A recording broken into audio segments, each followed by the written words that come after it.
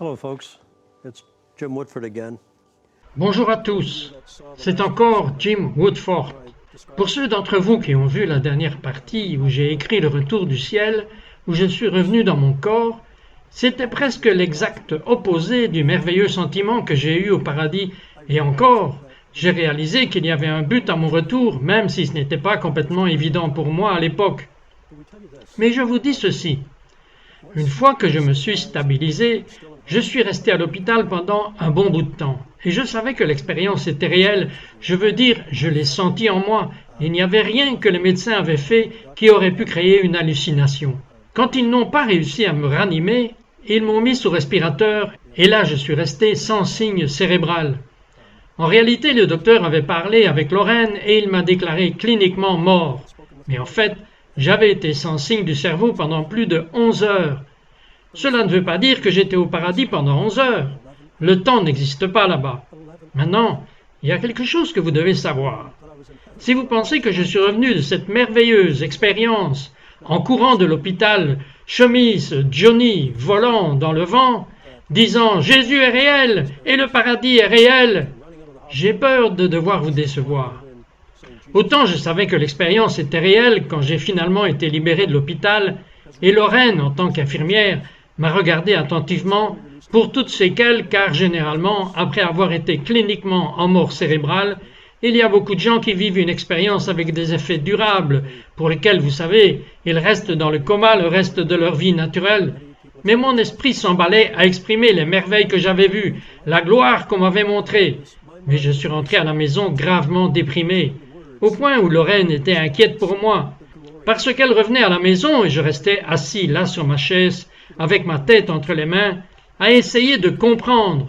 Comprendre, comme je l'ai dit au début, pourquoi moi? Pourquoi moi? Pourquoi pas quelqu'un de plus digne que moi? Je n'avais aucune connaissance de la Bible. Comment puis-je raconter cette histoire? Les gens vont penser que je suis fou. Encore notre ego humain qui se met au travers de notre esprit.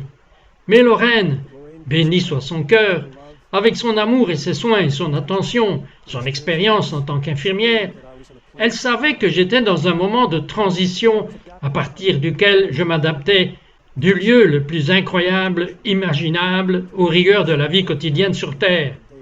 Et elle était douce et patiente. Et bien que je lui ai raconté l'histoire, j'étais réticent à le dire à quelqu'un d'autre.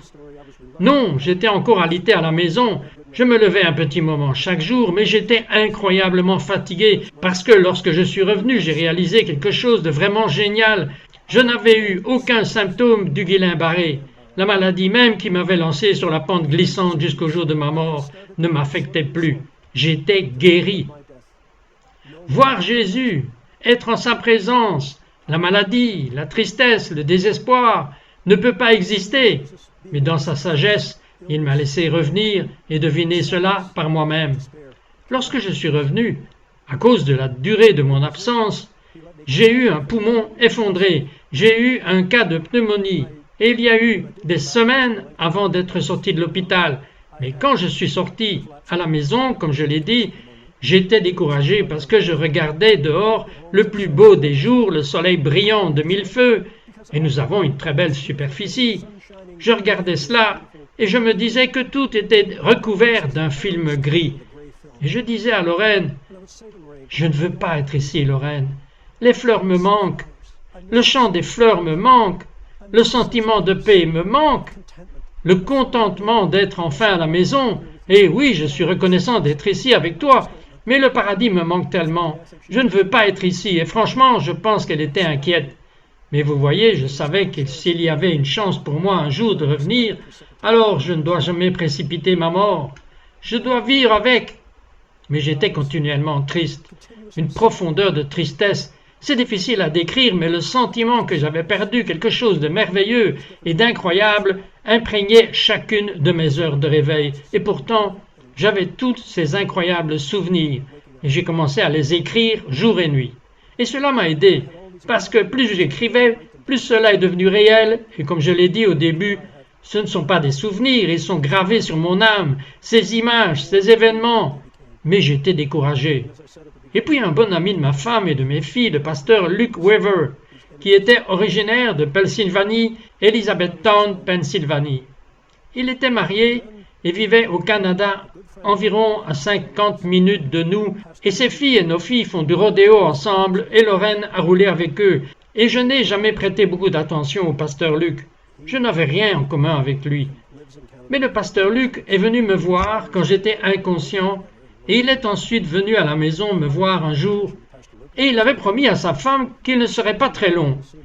Et elle aussi, pasteur Bonnie, et ainsi ils sont entrés et ont rencontré Lorraine qui était à l'étage et Luc est venu me parler. Et je pense qu'ils avaient l'intention de rester environ un quart d'heure. Et c'est des heures plus tard que Luc est descendu après avoir entendu mon histoire. Mais Luc a fait quelque chose de merveilleux pour moi. Alors que je lui racontais mon histoire, parce que j'étais assis sur le lit, chaque Bible que j'avais pu emprunter était ouverte, j'avais mon ordinateur portable ouvert et j'essayais de connecter les images que j'avais vues avec les écritures que je lisais. Souvenez-vous que je n'avais pas d'origine chrétienne, aucune connaissance de la Bible, aucune connaissance de tout cela. Mais Luc était assis là avec patience, avec un vrai cœur d'homme de Dieu, et il m'écoutait. Et lorsque j'ai finalement fini de dire mon récit, il m'a regardé pendant ce qui semblait être un temps sans fin, et puis il a dit 3 mots qui ont juste tout validé. Il a dit « Jim, je vous crois. Je vous crois. » Et avoir un pasteur si bien informé de la Bible pour pouvoir répondre à mes questions a été très important pour moi, et surtout lui faire dire « Oui, ce que vous décrivez, c'est ici dans ce passage, et ce dont vous venez de parler est ici aussi dans ce passage, et cela décrit ce que vous avez vu là-bas. » Et pour moi, même si je n'avais pas besoin que ce que j'avais vu soit prouvé, j'avais besoin de quelqu'un d'autre pour me dire « Je vous crois. » Lorraine m'a cru dès le premier moment, mais c'était quelqu'un de l'extérieur de ma famille avec un fond de collège biblique et de nombreuses années de ministère, et il croyait dans mon histoire. Cela m'a fait quelque chose. Et puis, environ une semaine plus tard, il a appelé et m'a invité à venir parler à son église, qui est à environ 50 minutes de l'endroit où nous vivons au Canada, et au début j'ai refusé. Je ne me sentais tout simplement pas qualifié pour parler à n'importe qui. Mais, vous voyez, la raison pour laquelle j'étais découragé, la raison pour laquelle j'étais désespérément malheureux, est que je faisais quelque chose de mal. Et qu'est-ce que c'était? C'est que je ne suivais tout simplement pas l'ordre que Jésus lui-même m'avait donné. Va dire à tes frères et sœurs les merveilles que nous t'avons montrées. Au lieu de cela, j'étais assis dans une pièce sombre, en me sentant désolé pour moi, au lieu de partager cette belle histoire. Alors, Lorraine a eu une petite conversation avec moi. Vous les hommes, vous comprendrez ce que je veux dire. Et j'ai décidé que je devrais y aller. Et je me souviens d'être allé dans cette belle petite église de campagne. Ils ont une congrégation entre 60 et 80 personnes. Nerveux comme un chat sur un toit brûlant, ce dimanche matin, et je me souviens avoir pensé avec mon ancienne façon de penser, eh bien voyons, ils chanteront pendant 20 minutes et ramasseront la collecte, cela prendra encore 15 minutes, et puis il va prêcher un sermon, et vous savez, à ce moment-là, ce sera presque fini, et je pourrai juste dire quelques mots et partir. Le pasteur Luc se lève et dit « J'ai une belle histoire pour vous ce matin. Jim, venez. » Je suis monté là-haut, et littéralement, je veux dire, je suis un gars qui a eu une panne de moteur à 8000 pieds, je suis un gars qui a perdu une roue à l'atterrissage, je veux dire, jamais cela ne m'a fait peur. Mais ici, je suis sur le point de parler à un groupe de personnes, et je suis aussi nerveux que, comme je l'ai dit, comme un chat sur un toit en tôle brûlante. Mais quelque chose de merveilleux est arrivé. Lorsque j'ai commencé à partager, je n'oublierai jamais ce moment que Dieu a mis sur moi. C'était comme si un barrage éclatait à l'intérieur de moi, et cela a coulé hors de moi. Toute mon expérience d'être au paradis, de voir Jésus, et j'ai eu ce sentiment incroyable de presque être en dehors de moi-même et de me regarder comme si ailleurs quelqu'un d'autre parlait, et la réaction de cette belle petite église a été magnifique. Et comme j'ai fini en larmes, le sentiment de soulagement et d'atteinte du but, parce qu'enfin, finalement, j'obéissais au commandement de Jésus.